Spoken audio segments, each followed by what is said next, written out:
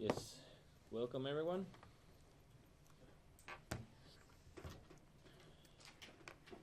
So what we have been doing last class was we did very quickly, we talked about, so far we have talked about ESP, something about ESP design, okay? And we saw a very relatively complicated case that you have an emotion, behavior, you have viscous fluid that is affecting the performance of the pump, and that you have many constraints, multiple constraints that you have to fulfill. And then we use that example to kind of like an introduction to change to a bit more complex case. And I gave you some, just that you know about it, that we have multi-phase boosting. And really the nice advantage of multi-phase boosting, subsea boosting, is that first it's a subsea installation, so you don't have to actually take away the wellhead, and you don't have to make a full intervention on the well. You can just place it in the seabed. The problem is that machines with multi-phase flow, there is very complex phenomena that is happening there. You have two phases, and these two phases, they are very different. Okay, they have very different densities, they have very different viscosities, so they behave in a different way within the channels. So while you can design kind of a very nice perfect channel for liquid and a very nice perfect channel for gas, when you want for the two phases, it's difficult to reach a compromise. Okay, something that works completely 100% perfect. So we said that topic. I just say keep it in mind, but multi-phase booster is very challenging to model. Yeah. The guys are testing the Bran alarm, I think. So yeah.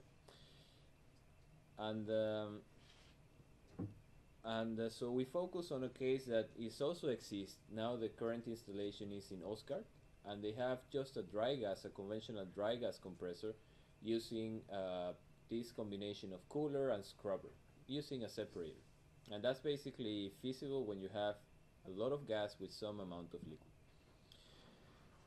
And let me open just what we saw last class. So is it okay to say that boosting is combination of Boosting, pumping I and use like a compression? big word for to cover compression, pumping. Compression is just gas, okay, Okay. vapor phase, okay. Mm. Pumping is liquid usually, Yeah. and boosting I use it for both. Okay, it's like a general term to cover either liquid, gas, or multiphase. Okay, and you can see, of course, that's not like that doesn't come from God. You can see many variations in people use pumping, people use compression, people use boosting. So, but that's how I like to make the distinction. That's why I call it boosting.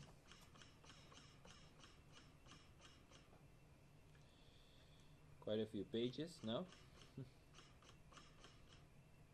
Okay, but the example was something first very simple, something that we know how to make, equilibrium, right?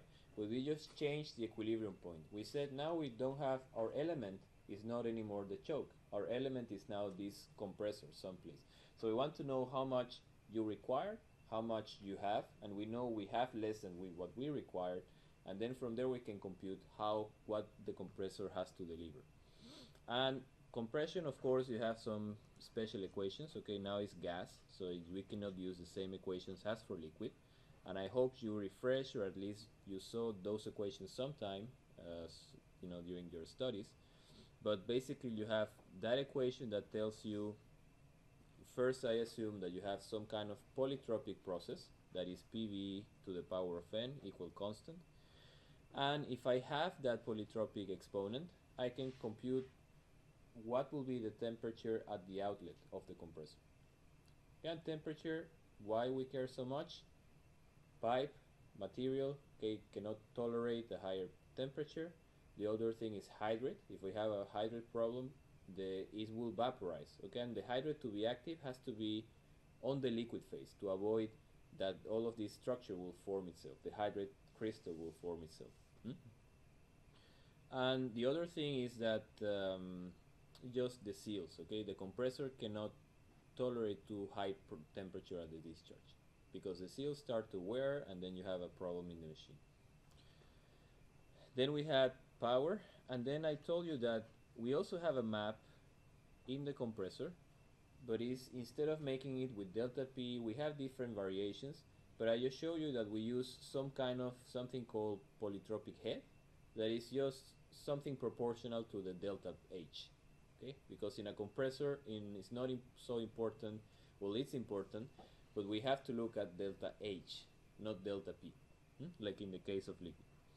And I told you that that map changes with inlet pressure, inlet temperature, what kind of fluid, this K calorific constant ratio. So the best way I told you is if you have that those conditions will change during the life, probably the available pressure will change. Okay, that's at the conditions at the inlet of the compressor. They are going to change. So I told you maybe the best way will be to take the point and convert it to the test conditions. Okay, to the conditions when how the compressor was measured, the performance of the compressor. Okay, and I gave you the way to correct, and I gave you also some other constraints that we have. Maximum power, and yeah, we will see, but I think for that example it was 11 megawatts per compressor, but we will see, you will have it as an exercise, as part of exercise set 5. The P at the suction has to be greater than certain value, that's just to ensure that you have good sealing, and the operational speed has to be between that and that. And you also have a Qmin and Qmax, but we are going to take care of that only if it falls within the operational map. Okay, that operational map, we have to make sure that the points fall inside. Okay, so then in class we did that a bit, quick, going through it. You will have to practice it later for the exercise, so I hope you do it yourself. But basically available, required, and from there we calculated the compressor ratio, the delta P of the compressor. We are assuming that the polytropic efficiency is constant, but in reality, keep in mind it changes with the rate. Okay, just to make it a bit simpler, I just assume a constant number. Temperature at the discharge, then you can calculate the delta H and the HP. And here remember that we had a problem that the values were too high, were way too to the right, if you remember. Well, the error, I found it after you left, and the problem is that that temperature was not in it was not in absolute units. Okay, it was just in Celsius. So you just correct that, and at the end you got the points.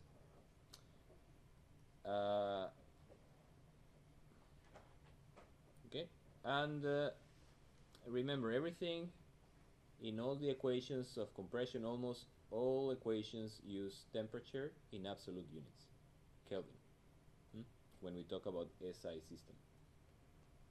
And that's how it looks like. And your task now in the exercise will be to put those points inside the map. If you see that point is a bit too much to the right, so you will have this sonic velocity problem, that you have too much flow and you have choking in the throat of the machine, and these are actually too low, they are outside, so you will have to reduce the speed to a number that will be too low. So that's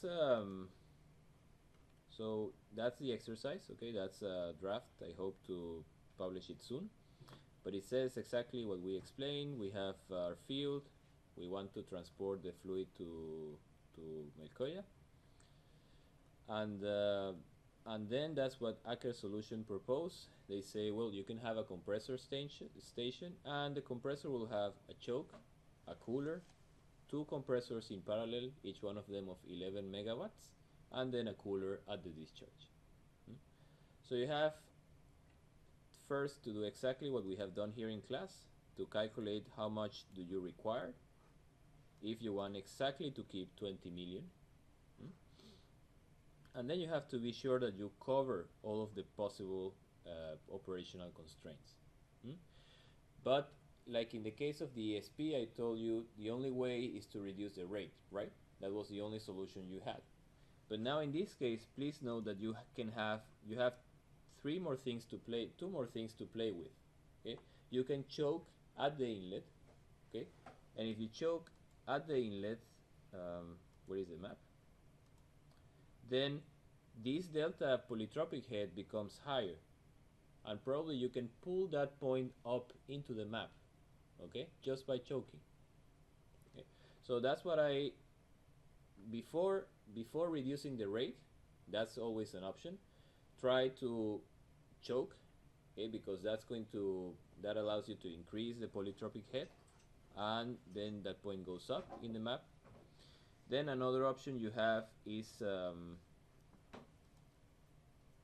is it? Here. Okay.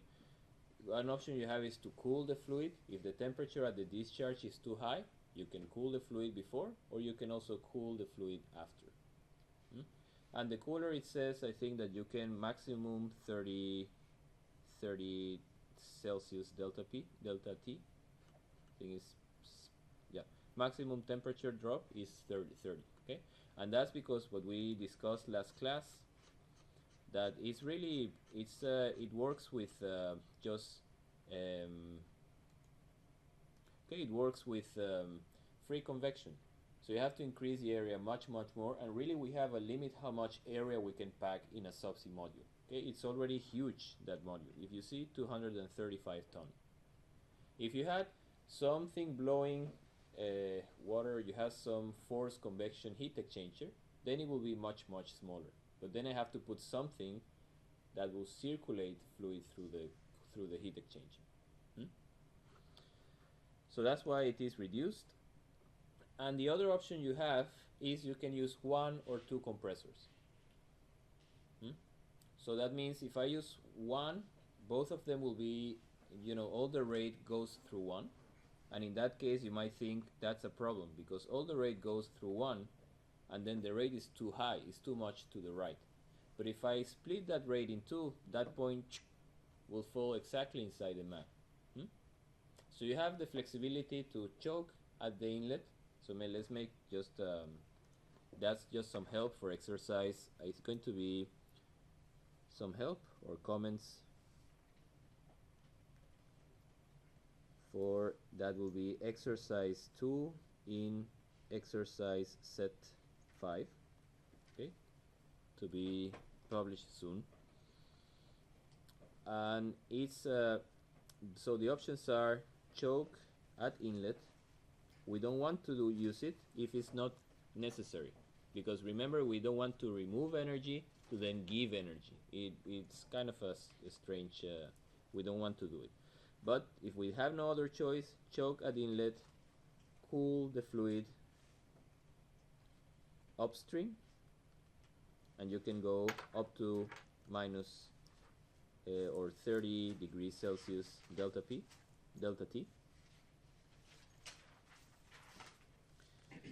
Then you can cool the fluid downstream, and again the same requirement. And you can also decide to use a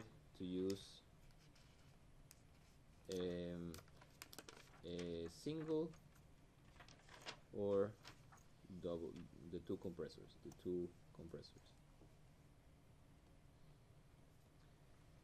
Okay, you can control. That means that on top of that, maybe that drawing is not exactly accurate, but you should have 2 valves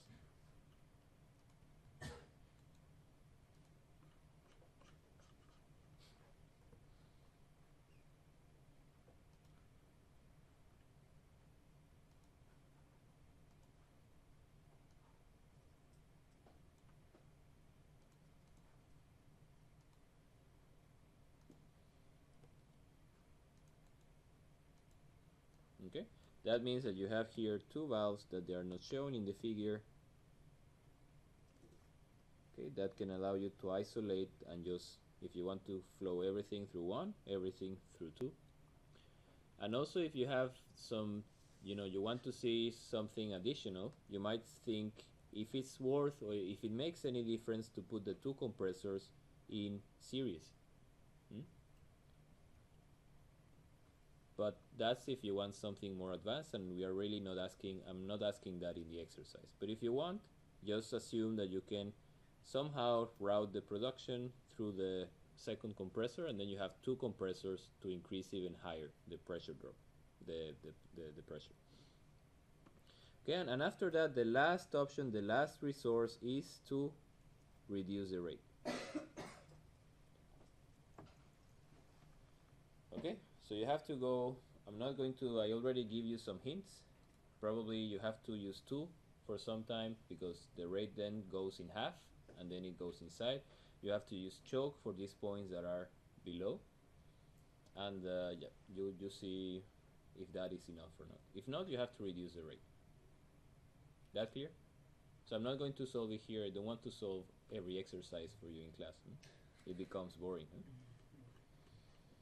Well, I guess you're happy, but it becomes then, you kind of miss the point that you think yourselves. So when you say choke, you mean using the rate or increasing the rate? No, choke, it means to induce a delta P, to decrease the pressure at the inlet. So choke at the inlet is to reduce even more available pressure. So it's not reducing the rate, because the rate you still keep it, but you say, for example, here I obtained, so you have to make one more column here. You have the suction pressure is, where do I have it? Is this one, right?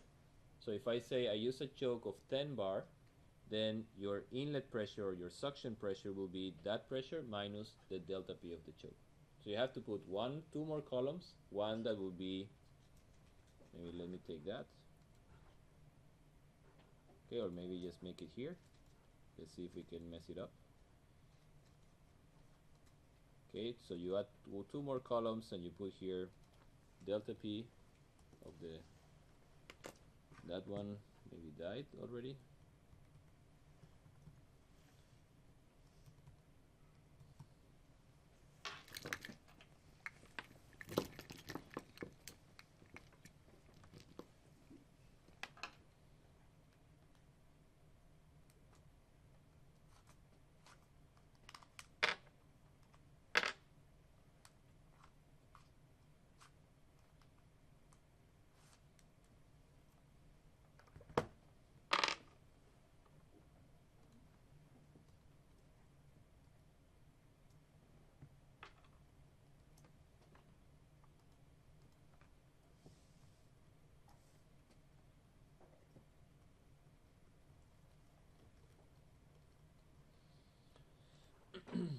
Well, as you know, an alternative, we can always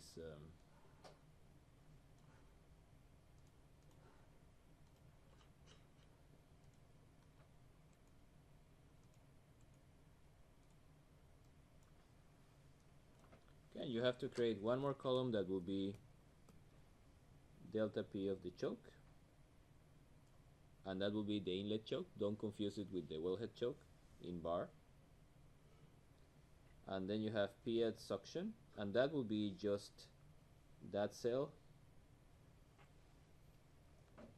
minus this cell here. And ideally you want the delta P to be 0 of the choke, but if that's the only way that you can put the point inside, you use it. And you will see that will be necessary for the first years, so the compressor will operate properly. Okay, and then I want just to make a comment on the last question that says all of these coolers, they cost a lot of money. So the company says if you can do something without the cooler, well, you reduce the rate, okay?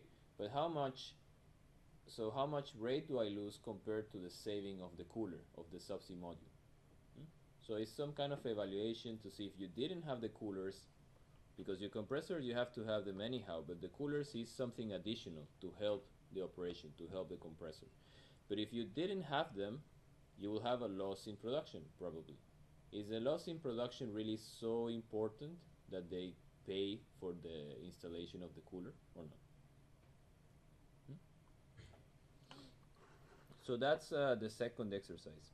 The third one will be on ESP, and we'll have a small section on optimization. Okay, the ESP is similar to what we have done here in class. Okay, so no surprises. These are the three, and the ESP will have a section on optimization. Any questions so far? No? You are Eric, right? You always put a face like sometimes I get a bit stressed because I say is everything okay, and you put a face like I get a bit in shock. Yeah? You're Eric and you're Eric. Yeah, okay. Yeah, maybe you not huh? I'm just focused. Focused. Okay.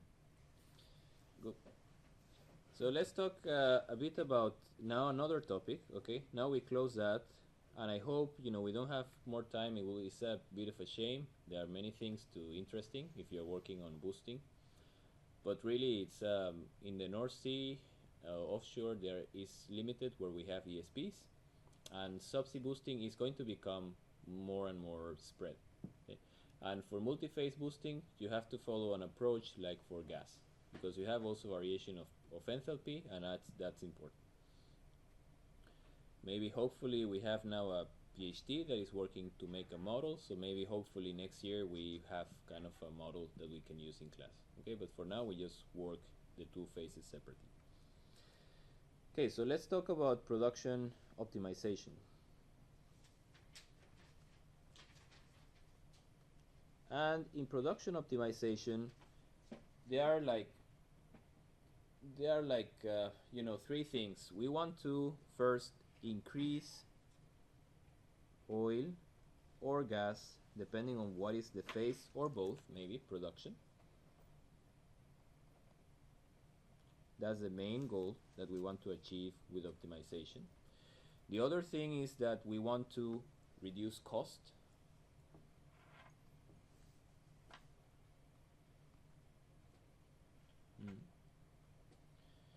And then the next thing that usually is associated with optimization is that they are really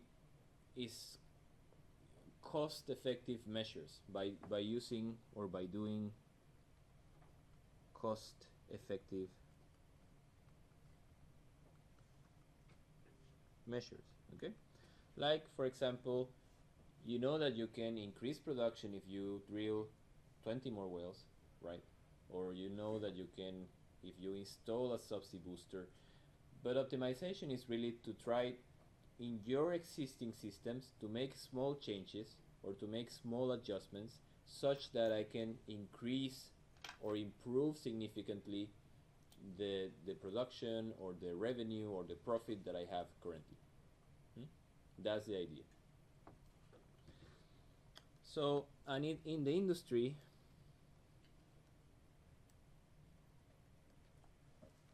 optimization refers to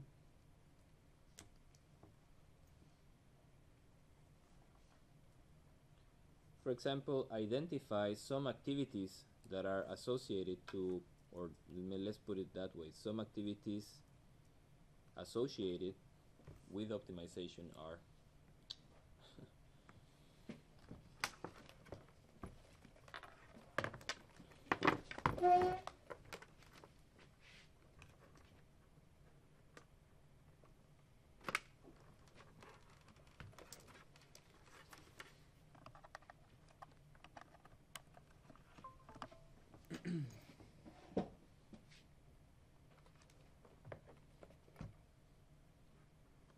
so activities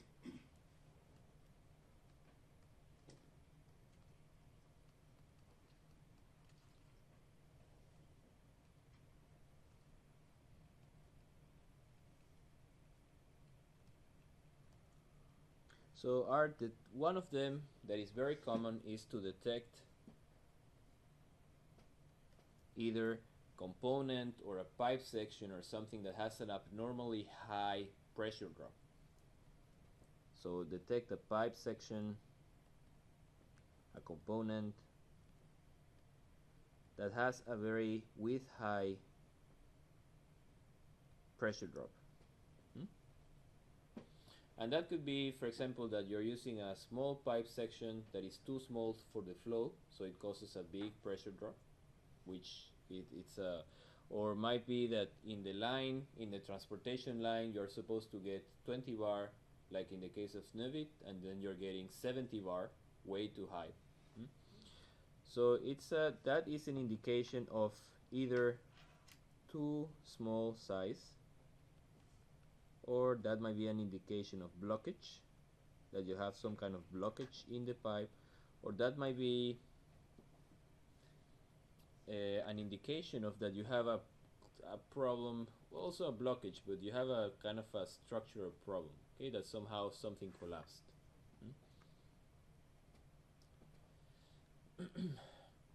Then another activity is to verify the design conditions of equipment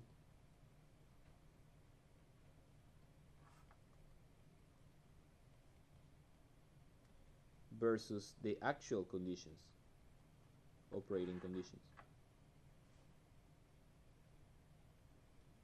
Okay. For example, in the case of the ESP, we design, we have our model, we put it in the field, and then we see suddenly that the pump is not operating properly. And that might be because the point is not exactly in the operating point, the pump was way too big for that case, or was way too small for that case. So that's something that we can do to verify, and then it might be something simple, for example, to change the impeller, or might be to change the choke, but then sometimes the change might be just too high that we cannot do much about it. Another way is to study and analyze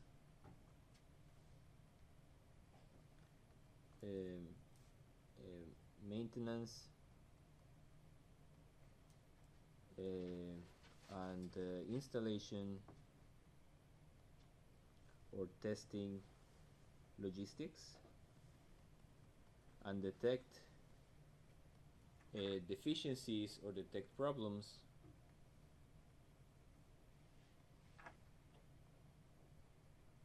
and take measures. Okay, sometimes you know, for example, that every time something, for example, a pump stops, or you have a problem in one of the separators, you have to run a test, that you have to wait a few, for example, we're wasting time because you have to wait for a few hours to order, or you have to wait a few days. So that can be improved, that logistics can be improved. Then another thing, it's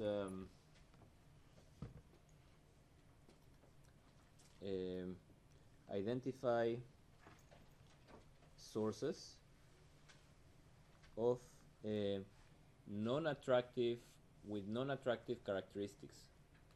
Sources with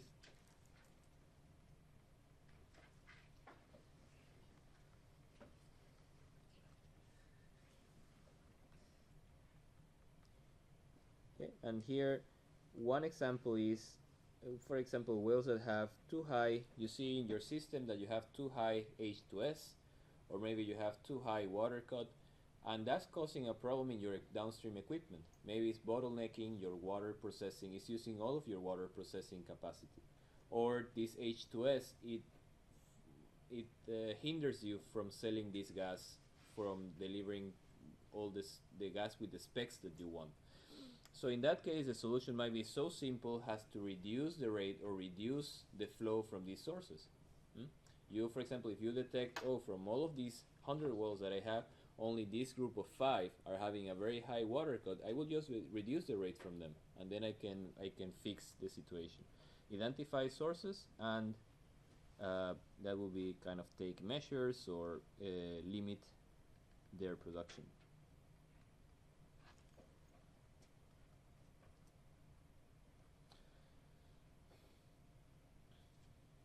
Okay, so review, also another way to make optimization or practical optimization are review of a failure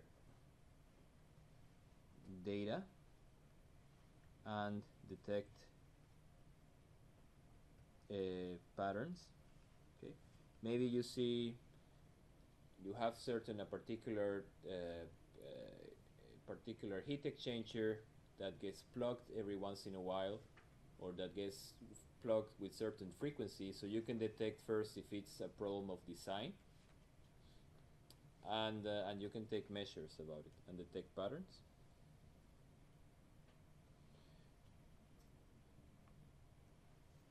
Okay, identification of bottlenecks,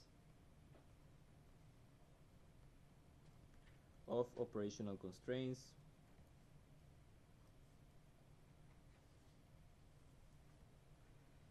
or bottlenecks. Like in the case of Hydron, you saw that the gas really, we are all the time in the maximum gas processing capacity. Or if you're operating a pump, to recognize that the suction pressure is the so, like for example, in the case of the pump, if you're getting too low pressure at the suction, okay, let's say you have your casing someplace here, then you could try, if possible, to lower the pump to put it closer to the reservoir, okay, and then you lose less pressure, and then you can increase production. In the identification and address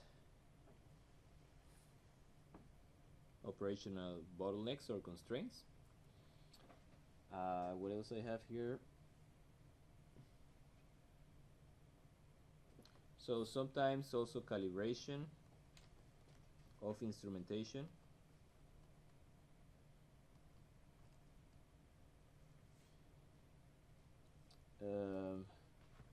Sometimes identifying and monitoring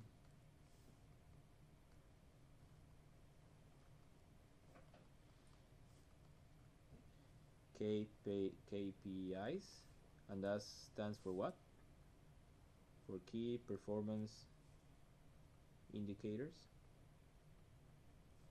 Okay, like what we discussed before: power, amount, rate of water, rate of gas, efficiency of the pump, separation time, etc.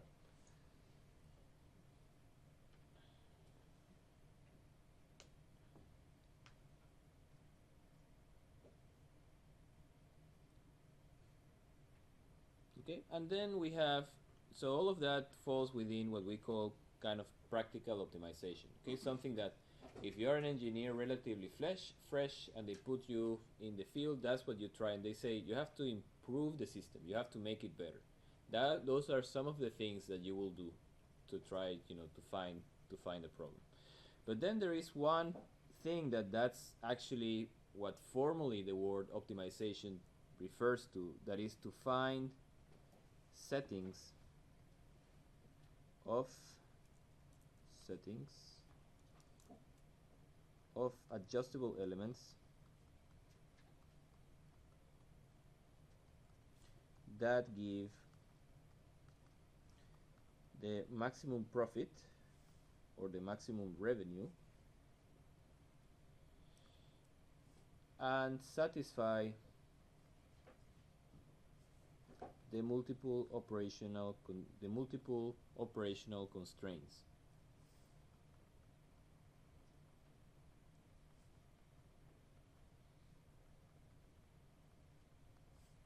Okay, and really from all of them, that's the only one that that's the closest definition to optimization. Okay, optimization really consists on finding the best, and that you can be sure that is the best because you have followed a kind of a mathematical procedure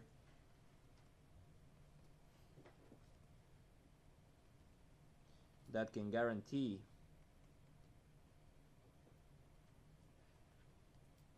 optimality. Okay, you can guarantee that the operational conditions are the best, okay, for that particular system. So that's a formal, but really optimization, you can see many articles, many people talking about optimization. They talk about the whole thing, okay, that englobes much more general things. But optimization, in our context, be aware that has to do with finding, okay, the best, and we are going to talk why you sometimes have that.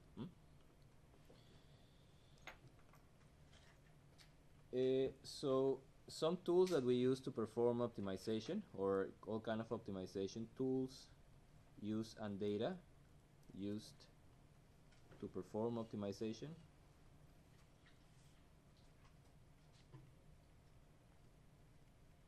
Are, for example, historic data. Okay. Are also historic or reported data. You can also use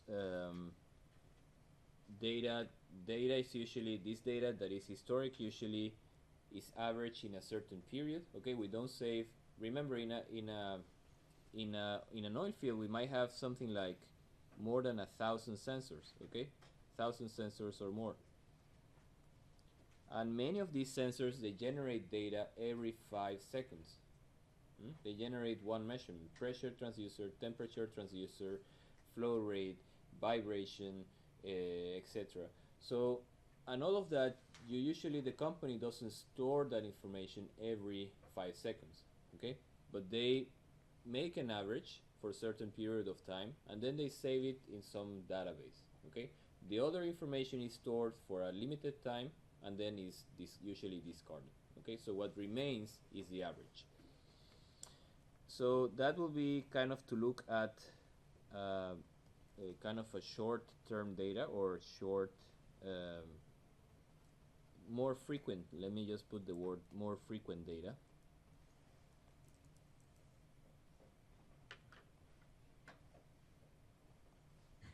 Okay.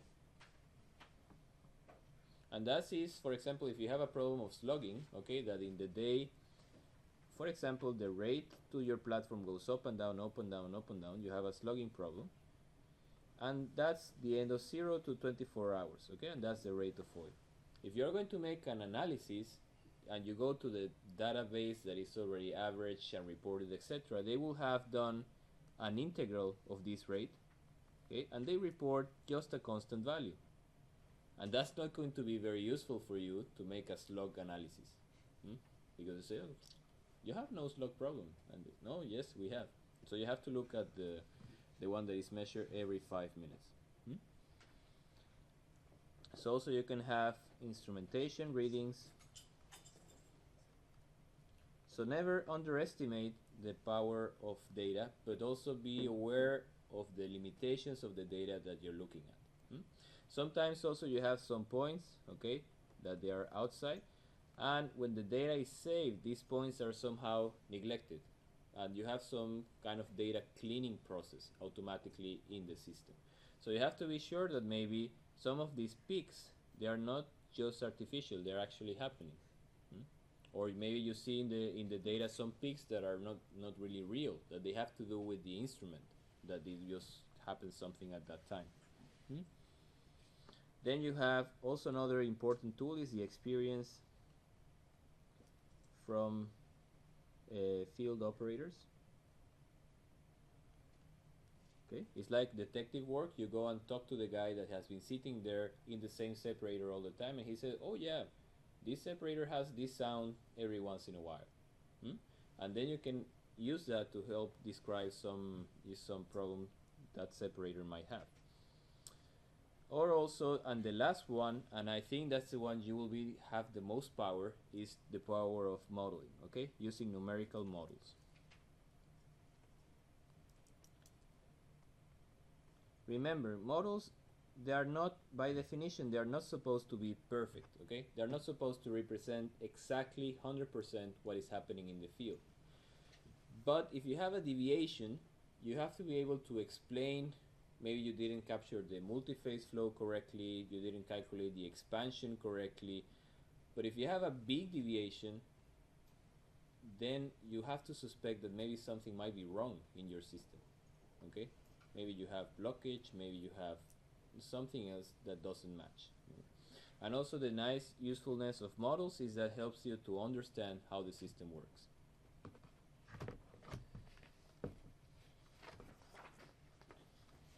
Okay, so let's so now I'm going to focus now just to keep you, and there comes just to give you also there comes a big wave of digitalization, that people are talking too much about using data, all of this data that we collect, how we can use it for something. Okay, so we can use it to detect patterns, we can use it to kind of try to predict when some equipment is going to fail, we can use it to do some kind of automatic analysis and improve our system. So be aware that also that part is coming, and you will see more and more of that in the future. But in this case, we're going to talk just about this last point. Okay? And there are basically two types, so that's what I call formal, or I'm going to call formal or mathematical production optimization.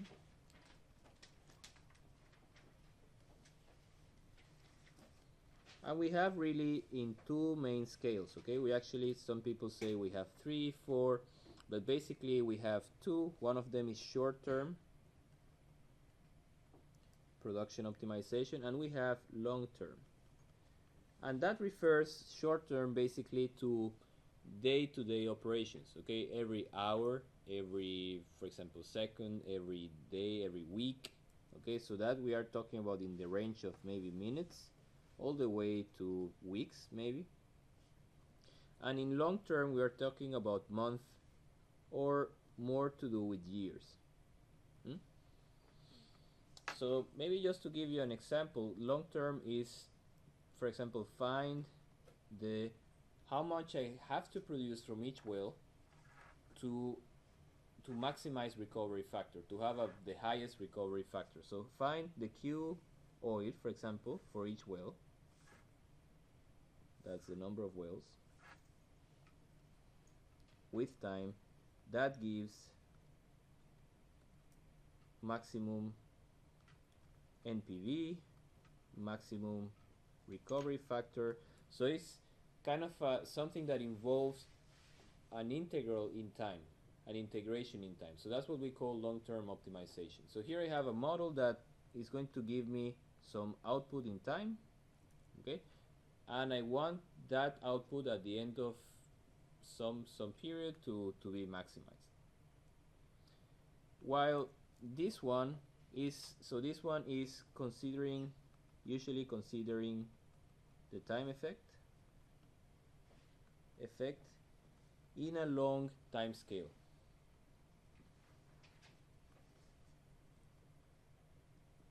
While this one is usually neglects the time effect, okay, the accumulation, and it's assuming kind of a steady state. What we have been doing many things here. We're assuming that the production system, it behaves in a steady state way. If we're going to change the rate in one well, we're going to change the choke in that well. We don't care too much how much time it takes to reach to the equilibrium rate. If we assume it will happen automatically.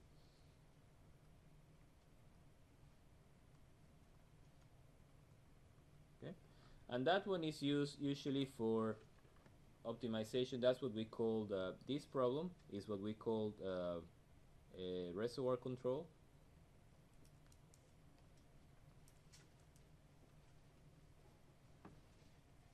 Okay, reservoir control, and we can also use, for example, well placement, where to put the wells to maximize. And this one really is, it's more,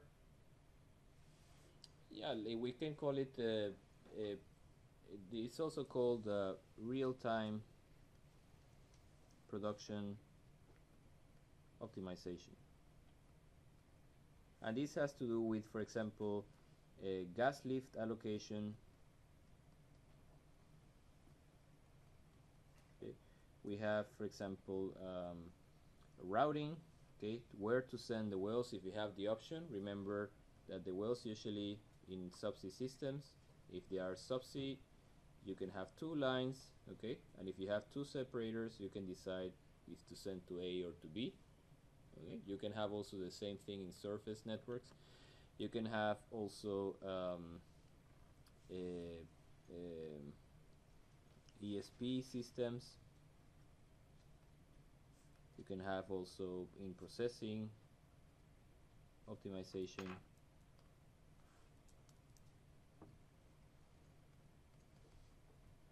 Okay, and we are going to talk about mostly about that part in this class. We are going to first show how it looks like in gas lift and why it happens, and then just some comments on that. So do we take a break just so you can wake up?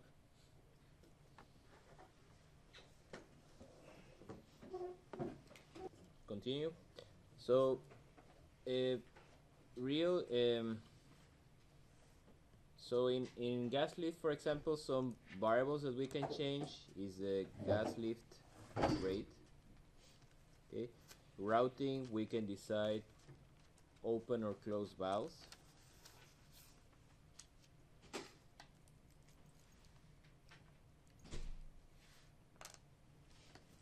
Okay. In ESPs, we change the frequency.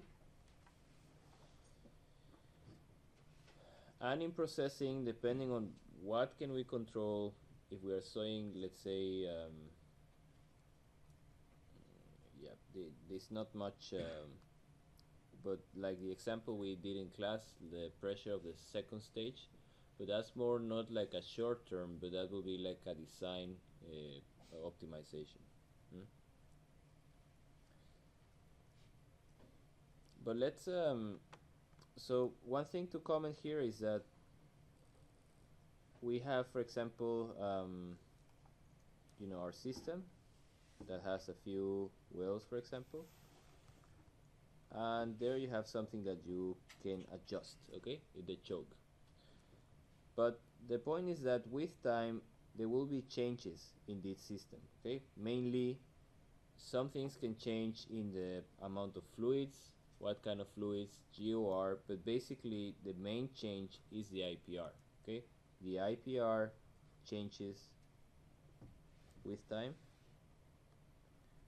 So then it's like we are trying to find the best way to produce in a given IPR in a given time. Then you go on another time and you find again the best way. So it's like you move from when the IPR is changing with time.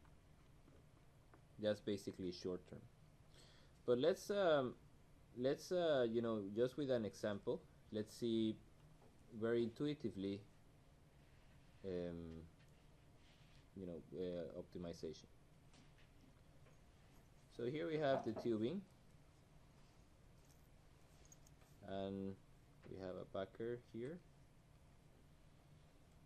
and we have an annular valve where we are, okay, and here we have the rest. We have certain wellhead pressure, our perforations, and we have some liquid that is coming in. And basically what happens is that if you have no gas lift, if you have no injection on gas through the annular, okay, you will produce a rate that might be economically very, very low. So in that case, you inject some gas through the annulus, and the gas penetrates, makes some kind of bubbles, then reduces this density of the mixture in the tubing. Okay, and because of that, if you are keeping a constant wellhead pressure, you will have more production. Okay, it's like graphically. Okay, we make equilibrium, for example, in here, okay, or in front of the gas lift valve. So we have our IPR, our available pressure curve versus Q,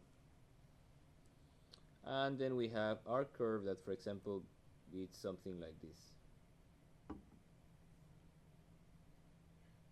Okay, so the rate that will be for no gas lift.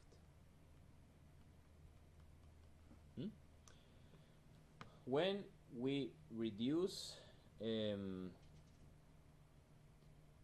when we start to inject gas lift, that we start to reduce the density of the mixture, basically we get another curve that has lower the required pressure is lower, and lower and lower. Okay, all of these curves, they are for the same wellhead pressure equal constant. Okay, and this is gas lift certain rate Q injection 1 and Q injection 2 and Q injection 3. So we can say that we can make kind of a plot, okay, that will give me Q oil that I'm producing. Here is the Q oil 1, Q oil 2, Q oil 3, or actually it's the opposite, okay, so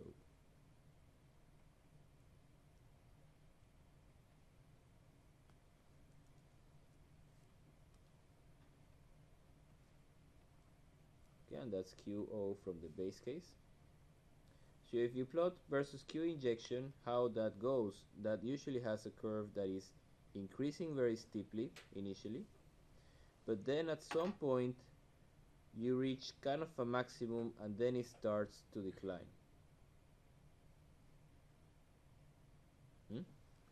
Yep, that's how usually gas lift works. And that's because this curve actually here, in that curve, you remember that we have two sources for pressure drop. One of them is hydrostatic, sorry, delta P plus delta P by friction. Okay, the first, when we start injecting gas, that one is going to go down quicker than that's going to go up because we have more fluid circulating through the tubing. So this one will increase, but this one will decrease much quicker. Okay, so you will have actually that the curve will move to the right. But there comes a point that when the fluid is already high enough that that curve we actually will start to do the opposite thing, start to go again on the other side, back to the other side. So that will be Q injection 4 and Q injection 5. So that's why you have this maximum in the curve, okay? Because at some point you're reducing hydrostatic, and then comes a point when friction becomes important and you start going back to a high pressure drop. So if you see that problem and they ask you where do you want to be operating, what do you answer? That's Q oil from the reservoir, okay? Everything that comes through here. So where do you want to be operating? No, it's not a trick question. It's okay, you want to be operating exactly here, right? Where you get the maximum Q oil, exactly at this Q injection. And exactly that's what optimization is about finding the operating conditions where I get the most out of my system. Now there are some, so if you could say, if you have the equation, for example, if you have a model and you run for different rates, you can just make it visually. Or if you want to make it more formally mathematically, then you say that dQO dQ injection, you want it to be 0, right? You want to find Q injection such that that one will be 0. And what else? If you remember your mathematics from a long time ago, that the second derivative has to be negative, right? Because it has to be concave, convex. Yeah.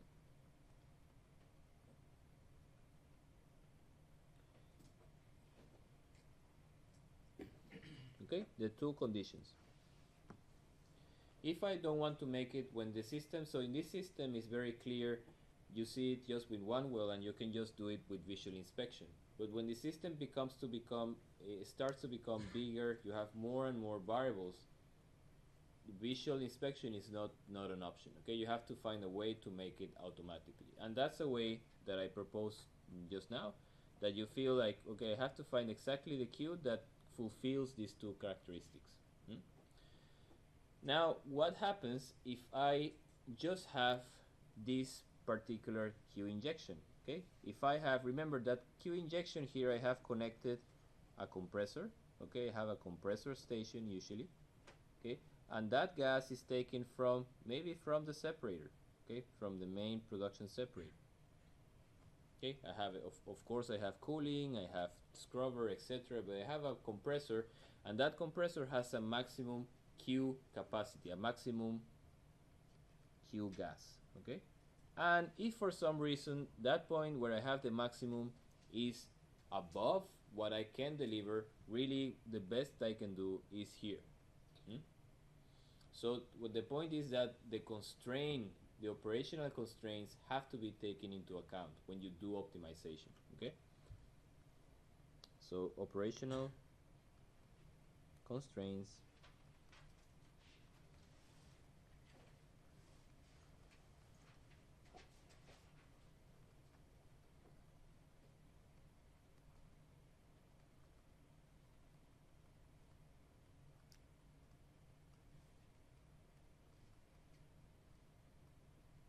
okay, and some typical operational constraints are gas capacity.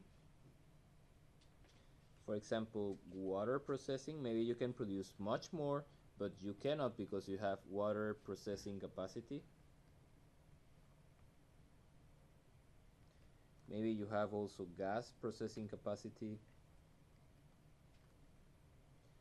Maybe you can produce more, but you don't want because otherwise the well will enter into gas coning or water coning. Okay, maybe because of sand production you will produce too much sand. Okay, because maybe of power consumption in the case of a pump or a ESP. Maybe because of erosion. If you increase the gas rate, for example, very high, then you will cause significant erosion in the system.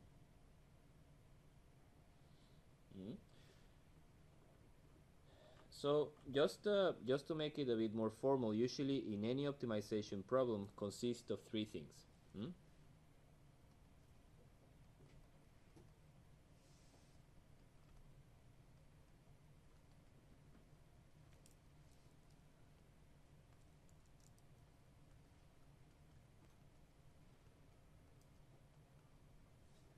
Okay, one of them is the objective. Okay, and that's exactly what we want to improve, okay, or what we want to so that's the thing that we want to maximize or that we want to minimize. So it might be maximize Q oil production, Q gas, it could be recovery factor, it could be NPV. To minimize, that we want to minimize cost, okay, we want to minimize water production, for example, downtime, etc. Okay, so that's my objective. And sometimes you have objectives that are it's like that are if I produce more oil, I will produce more water. Okay, so these things go in kind of opposite directions. Okay, but that's the first thing, the objective. Then I have my variable. Okay, that basically can be choke position, can be gas lift rate, okay, can be pump frequency, can be well routing, okay.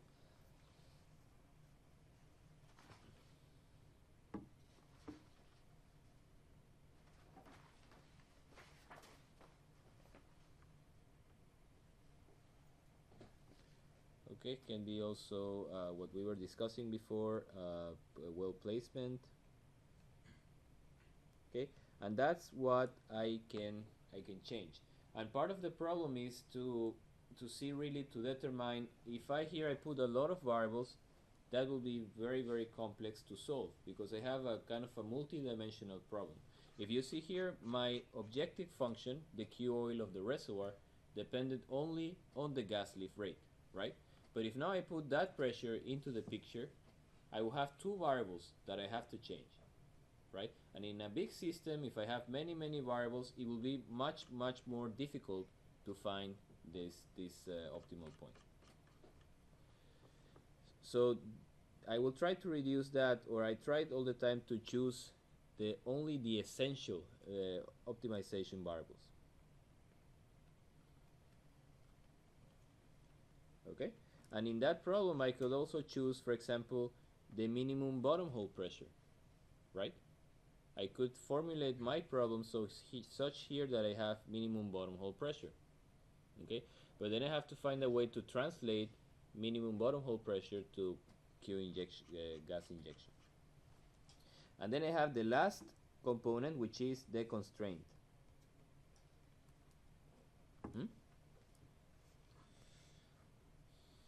And okay, constraint can be the constraints that we already mentioned. Okay, gas coning, maximum rate, erosion, power consumption, etc. Another comment on that example, I can also make another variable. I can make this optimization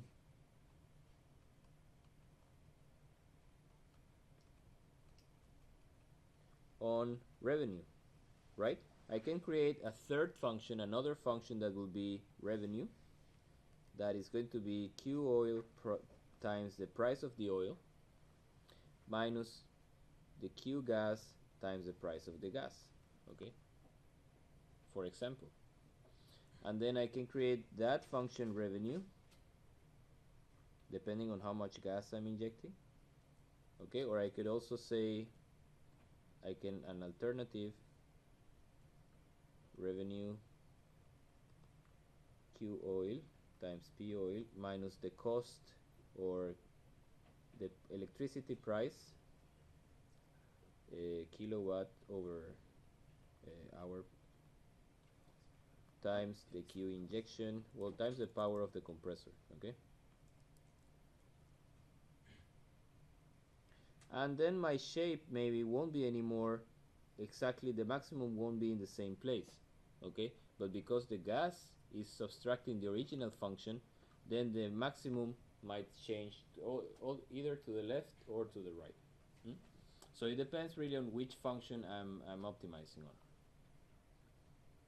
That clear so far? Yep. Okay, so usually for optimization,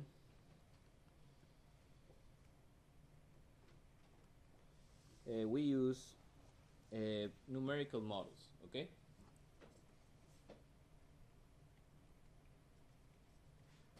Because it's like a virtual, like what we have already discussed many times before, it's like a virtual representation of my system that is very close to the real system, and then I can run tests and find on that system where are my optimal conditions.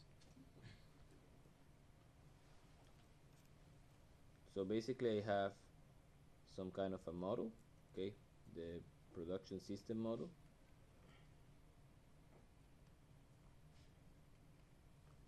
That gives me certain output.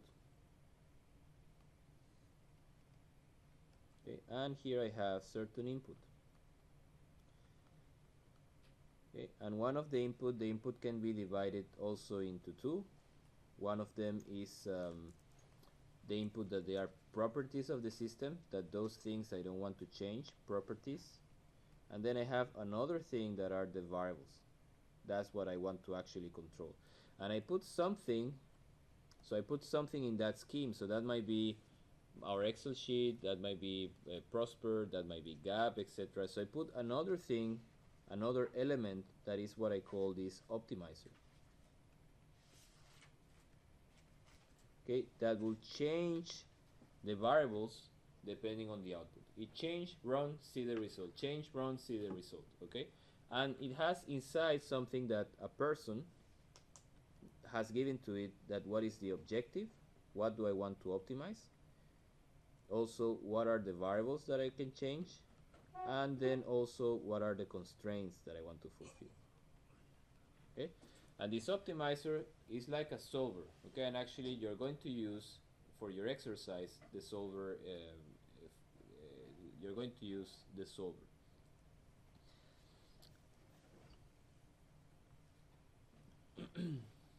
But remember, here we have, just for the sake of it, here we have another thing that is also maybe we can put it above.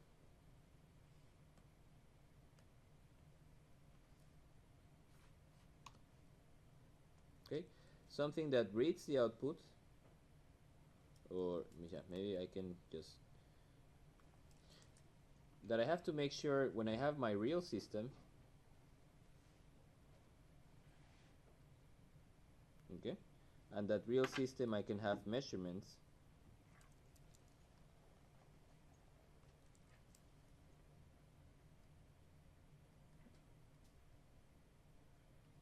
Okay, and then I can compare these two.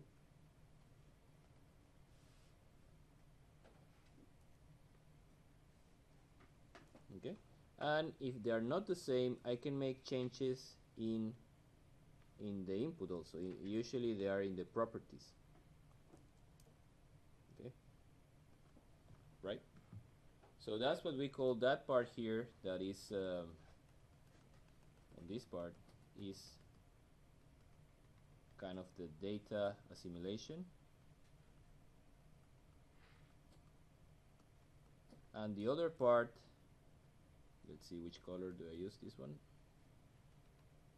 That's the part that we say optimization. And remember, for the optimization to be valuable, you have to have a system, a model that resembles the real system. Okay, it's not worth that you do something on a very different model. You find, oh, this is the maximum gas lift rate that you have to use. You go back to the real system, and really it doesn't look anything like it.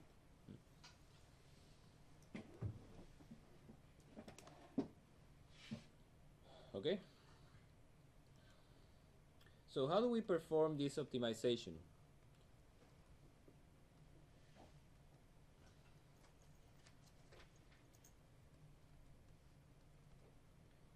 Usually we have like 4 steps. Okay, we have to,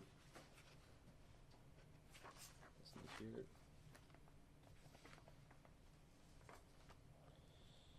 Okay, so usually we have perform single or multiple evaluations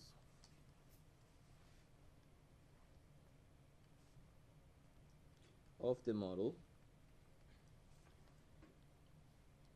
okay, for different input conditions.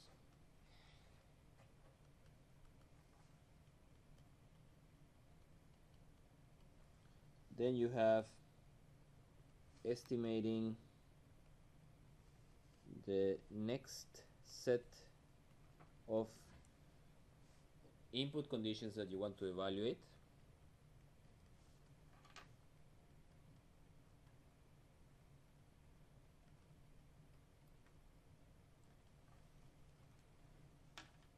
And that's usually done with an algorithm that we are going to talk a bit about, not much, okay, but we are going to talk just after this about which kind of algorithms do we use.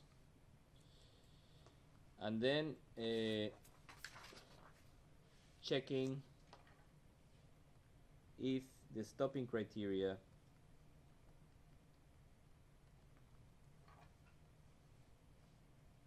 is met. Okay, like for example, if you have reached the maximum the maximum oil production, maximum gas production, maximum revenue, or if you are violating or not the constraints. And then depending on that, then you go and repeat back the step. Okay, so that's basically how it is performed.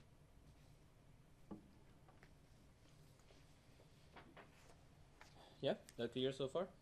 Okay, so how we perform that, there are kind of different, very roughly, there are different methods. To perform optimization.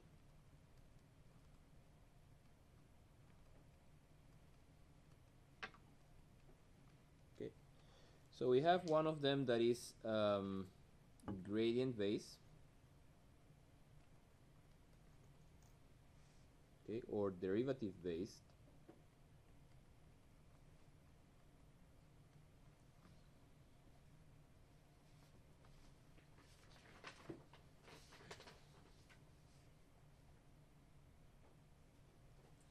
Yeah, before I forgot here to mention something.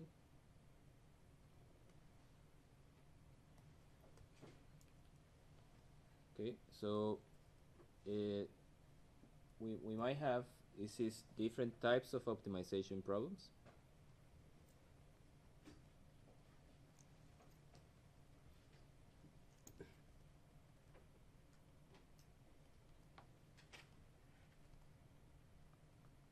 Okay, so depending on the variable type, it can be either continuous or it can be integer. Okay, continuous, for example, a choke opening, I can change completely between 0 and 1. The pump frequency, I can also change continuously between 30 and 60. But routing, I can send the well either to A or to B. I cannot send, well, maybe I can send half and half, but it's something that is, the valve is either open or closed. It cannot be anything in between. So that's what we call the integer problem. Then we have, depending on the constraints, we can have constrained optimization, constrained or unconstrained.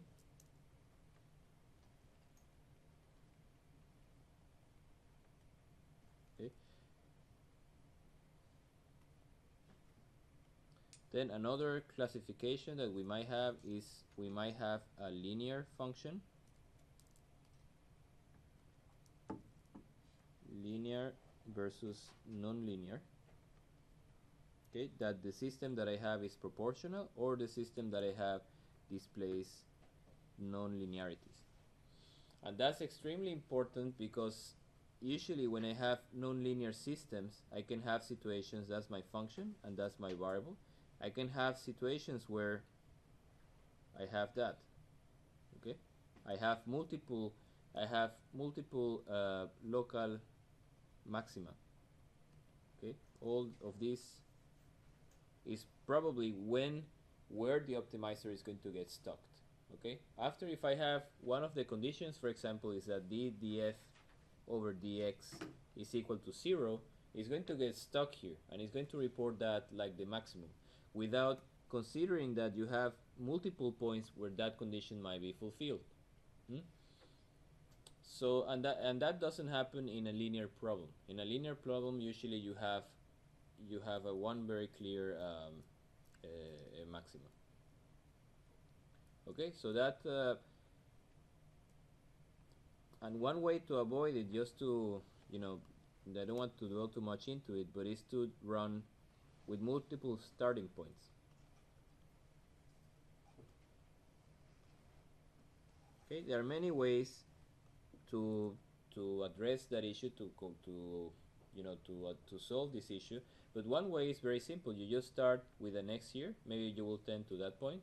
You start with x here. You tend to that point, and you see if the result of the optimization is the same all the time.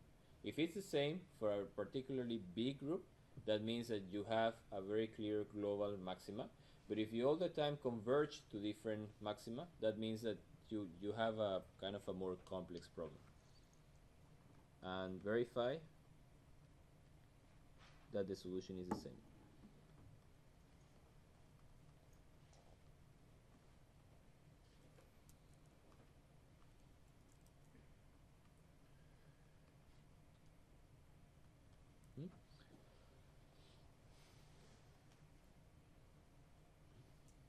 Okay, so now we go to these methods. Okay, so one of them is gradient base.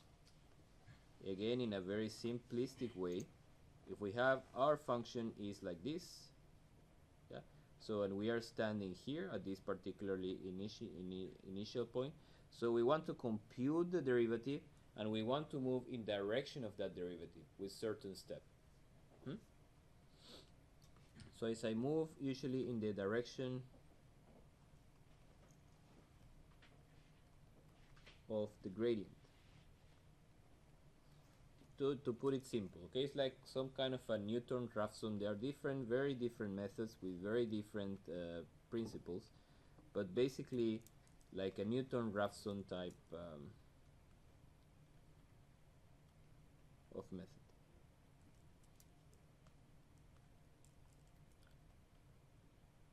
Okay, remember that to make that, you have to have, if you want to calculate, you need to calculate this term, right? To use a derivative-based, a gradient-based method, you need this guy, and you need actually the Jacobian, which is the derivative of the objective function with respect to all the variables that you have. This big matrix.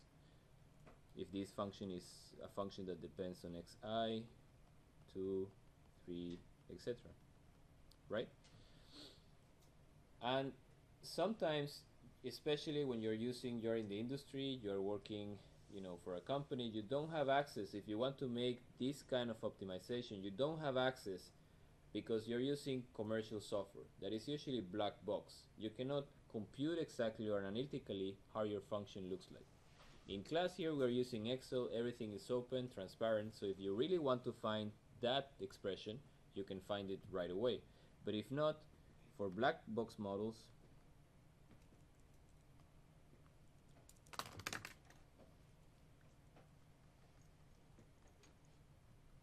and black box here refers in this context to I don't have access to the internal equations. I don't have no access to the equations.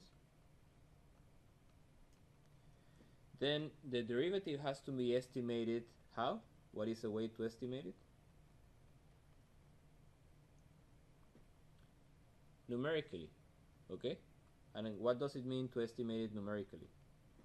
We know that the derivative can be estimated as roughly f evaluated in x x plus delta x minus f in x divided by delta x, right? So if we have our black box model, okay, we have certain input. Okay, let's say that we have exactly that gas lift problem. Okay, the input is the gas lift rate and the output is the rate. Okay, so we will have to try first with a certain rate Q injection. You get the result Q oil. Then you try with Q injection plus delta Q injection, and then you get QO prime. And then that's how you estimate the direction where to move. After you have that, you can say, okay, I will shoot in this direction. That is where I have the highest increase with gas lift. So it's like you are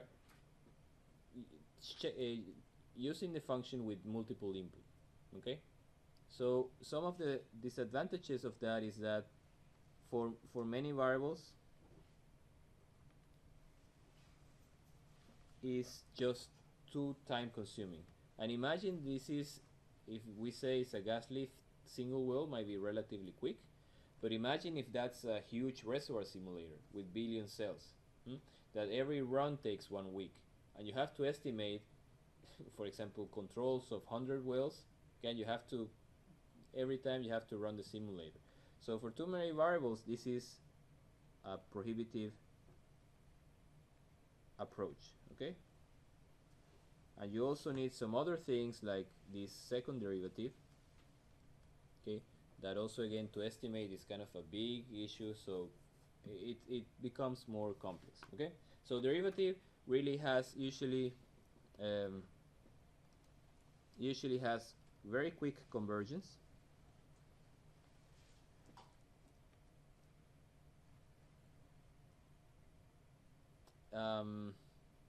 But that's an issue that we have to have an open model, an open that we can calculate numerically how that looks like. Okay, then I'm going to talk about just very quickly before we go what I call heuristic methods.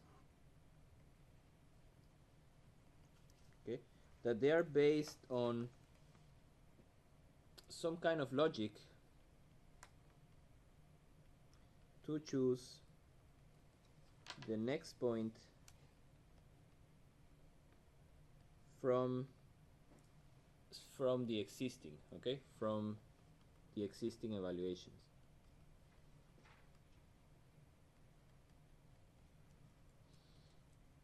So for example, if we have here two variables now, x2 and x1, and here I have a contour plot that tells me that's my maximum. It's like a small hill, and then it starts getting, different and lower and lower and lower. Okay. So I make, if I have these two variables, I make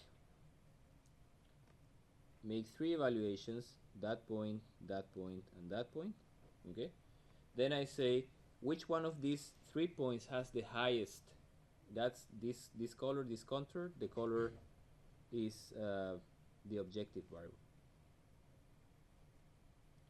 So if you see it in 3 dimensions, it will be like a small hill. Okay, yeah, that clear? So that's how you see from the top that you have multiple layers. So you say from these 3, I say, well, these 2 gave me the best result. So I'm going to make the next point will be just a projection of that point through these 2. Okay. Then again, I repeat the evaluation with these 3 points, and they say from these 3 points, the best one will be between these 2. And then I project that point through here. And then from these 2, the best one will be here, and so forth. Okay? That's what we call, this method in particular is called Nelder-Mead. And is some, the word here, the keyword is some logic, some heuristics to try to evaluate from the collection of points that I have to progress and how to find the next point.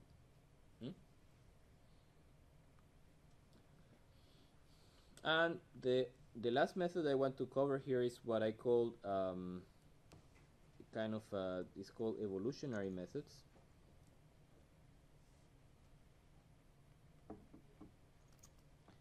That is, I first test a group of variables or a group of individuals. So evaluate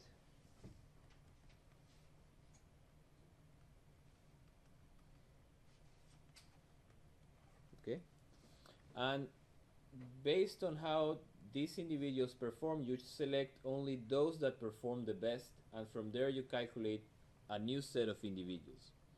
Okay, select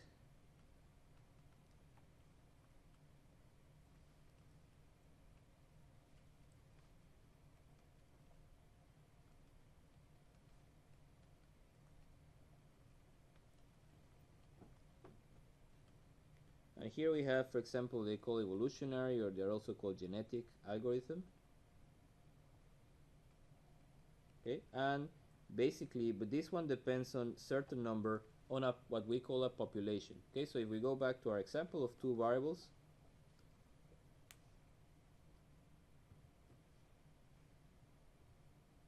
okay, so I threw a bunch of points, but it has to be a considerable amount. 1, 2, 3, 4, 5. For example, I make a population of 100.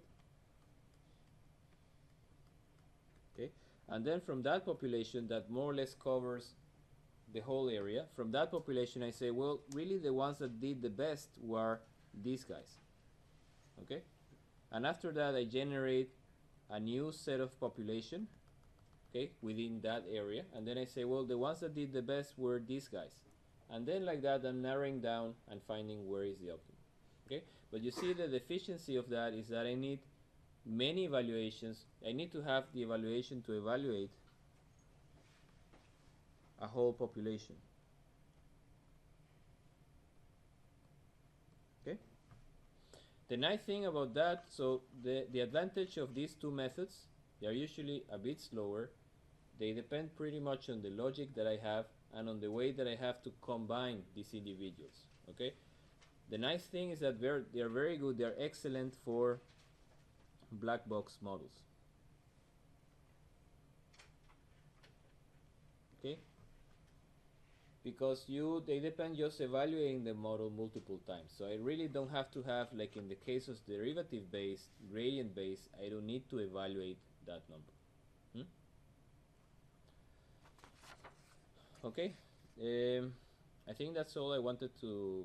So you are going to get, just to practice that, we are going to use first the solver in Excel, and I will give more details in the exercise. It's going to be kind of the second part of exercise 3, okay, of the next set. And basically is like that, is to use, in your case, your main tool is going to be the solver. That's going to be your box here, and you will be changing something to maximize something. And I hope that's not too foreign for you, because we have been using the solver you know, informally for that purpose during the whole course. Okay, really. But in that case now it's like, is you know, it's optimization. We're going to use it for optimization purposes. Okay. Before we close, any question? No? The same Yes. method can be used for assimilation. For? The same algorithm. The same methods can be used for assimilation. Here, when you have the comparison, you can have like a difference, okay, between, for example, Q field minus Q measure. Okay, and then you can put also some kind of a solver. Okay, I'm not sure where it will be, but it will be between this one and this one. Okay, and the output, well, it's going to get messy, but has to receive the output, has to receive the input, has to write the input, and has to receive the measured values. Okay, and then you can use the same approach in that case to minimize the difference between those two. Yep. No questions? We close. See you. Enjoy the Easter, and see you again on the 20th. We don't have class on the 18th. Okay, and that will be the 20th. Will be the last class. We have kind of a summary. I answer questions about the exam if you have any, and about the exercise. Okay, and then we don't see, just if you want some consultation or something until the exam. I think is on the 15th. Yeah. Okay. Good luck.